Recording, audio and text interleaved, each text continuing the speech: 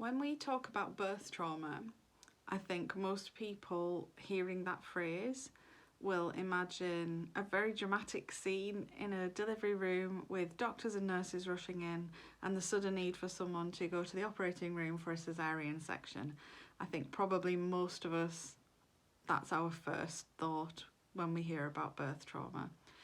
And it's not always that simple. Not that experience isn't traumatic and very scary in and of itself. However, there are an awful lot of experiences where a neonatal unit admission has happened that have trauma piled upon trauma piled upon trauma. That all is interlinked with the birth trauma, and it can be a very distressing time for people, and there are lots of different levels to it. I'd like to tell you a little bit about my journey. So I went into labour at 23 weeks. So there wasn't much dramatic intervention during the time that I was in labour because it was very, very slow. So everyone was expecting me and ready for my babies. But my birthing experience is incredibly different to that of anyone else that I know. I can't relate to their experiences at all. When I was giving birth to my twins, at the end of the bed were a team of doctors and nurses, one for each twin, because they knew they would need significant support in order to survive. And there were 2 resuscitators, which are little units the babies are placed into to regulate their body temperature and to help the doctors and nurses have a good surface on which to support them. That's what was at the end of my bed when I was giving birth to my first baby. And as I gave birth to his twin sister, I could see them resuscitating him at the end of the bed, which was obviously terrifying and uncertain and very upsetting. However, I was quite numb in the moment because how on earth do you begin to process that is what's happening? So my twins were born with very little medical intervention in terms of the actual birth. Nothing really traumatic happened to me in the medical sense. However, I didn't get to hold my babies. There were no delivery room cuddles. I got to have a quick peek over the top of a trolley that they were being taken to the NICU on, and then they were whisked away to neonatal, and I didn't see them for another 4.5 hours.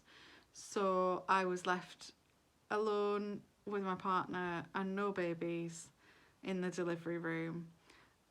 So there's a lot of trauma inherent in that happened to me, but actually what makes it worse is that there was another 5 months of trauma to come, and that's not an unusual experience for somebody who has an extremely preterm birth or has a baby at term who needs some surgery or quite a lot of medical intervention in terms of a condition they have in order to help them get through. A long neonatal stay isn't that unusual. I knew several people who went over the 100-day mark, as did we. In the end, my daughter spent 4 months and my son spent 5 months. And during that time, they had 7 surgeries between them. There were lots and lots of dicey nights when I would get phone calls asking me to come to the neonatal unit in the middle of the night because it wasn't clear if they were going to make it through. There were a lot of dicey times, a lot of genuinely life or death situations. It's trauma upon trauma upon trauma. And again, that's quite a normal experience for someone who's going through a neonatal unit. There are lots of problems that will crop up for a baby born so early or a baby born with a serious medical condition.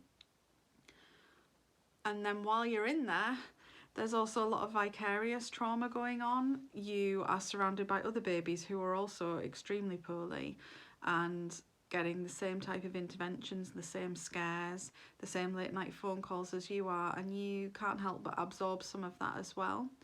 For me, one of the more traumatic moments in my journey didn't involve my baby, but the death of another baby on the unit who I knew the parents and had bonded with them over the fact that our babies were similar.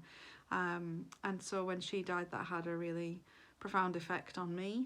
And again, that's not unusual. That's something that a lot of people who go through a neonatal unit do see.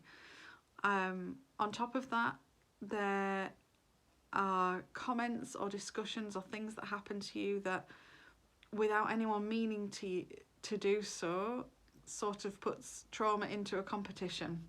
I've had people say to me, other neonatal parents say, well, you know, what we went through wasn't half as bad as what you went through because your baby's had all those surgeries, when actually they'd gone through some pretty traumatic stuff themselves.